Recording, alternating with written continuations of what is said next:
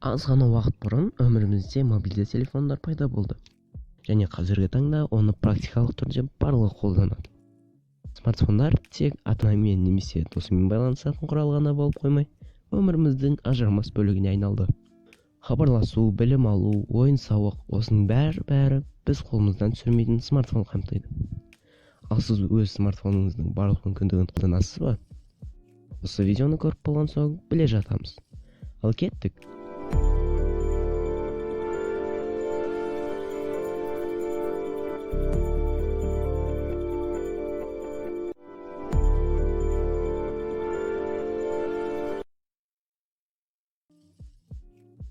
Бірінші кезекте қызықты функциялары бар кодтардан бастасақ.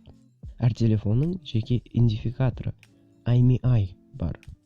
Ол ешқашан қайталанбайды. Егер сіз жұлдызша торкөз 06 торкөз пернелер тіркесімін терсеңіз, IMEI-ді телефон экранында көре аласыз. Ол кез келген телефонда, тіпті ескі батырмаларда да жұмыс істейді. IMEI-ді құқық қорғау орындары ұрланған телефонды іздеуде қолданады. Сондықтан мұндай қиындықтар туындаған жағдайға дейін оны біліп алған жөн. Apple смартфондарында жұлдызша торкөз 30 торкөз коды қарастырылған.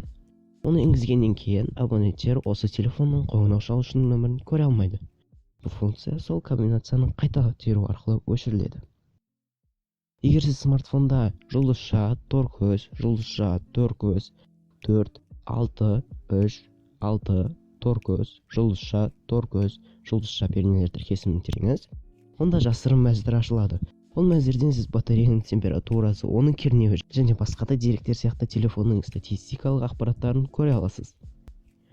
iPhone пайдаланушылары ұялы телефонды өшірмей қоңырауларға тыйым салу үшін телефонда жұлдызша 3 жұлдызша торкөз тіркесімін тере алады. Функцияны қайтару үшін торкөз 3 жұлдызша пин торкөз түймесін басу керек. Егер телефонды баптау кезінде қателер орын алса, содан кейін смартфон дұрыс жұмыс істемей жатса, зауыттық параметрлерді жұлдызша торкөз 7 8 0 торкөз жұлдызша комбинациясымен қайтаруға болады. Оны енгізгеннен кейін барлық параметрлер мен есептік жазбалар жойылады. 2 7 6 7 жұлдызша 3 8 5 торкөз пернелер тіркесімі телефоннан мүлдем бәрін өшіреді. Егер сіз смартфонды сатқыңыз немесе бергіңіз келсе, бұл код пайдалы болуы мүмкін.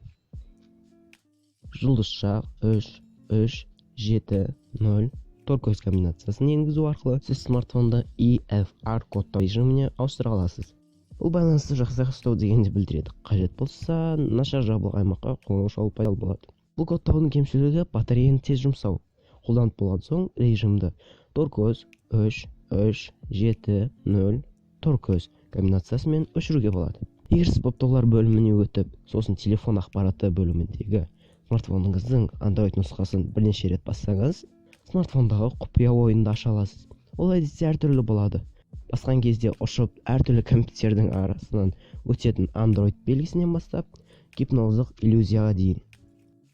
Дәл жаңағы жолмен, яғни баптаулар, телефон ақпараты, жасақтама жайлы ақпарат бөліміне өтіп, сондағы құрастыру нөмір орнын 8 рет басқанда сізге жасаушы опцияларына рұқсат беріледі. Бұл опциялар өмірде қажет болады, бірақ бұл опциялардың шамадан тыс қосылуы смартфоныңыздың дұрыс жұмыс жасауына кедергі болады. Сондықтан қажет емес жағдайларда жасаушы опцияларын өшіріп қойған жөн. Видеоны лайк басып, арнаға тіркелуді ұмытпаңыз.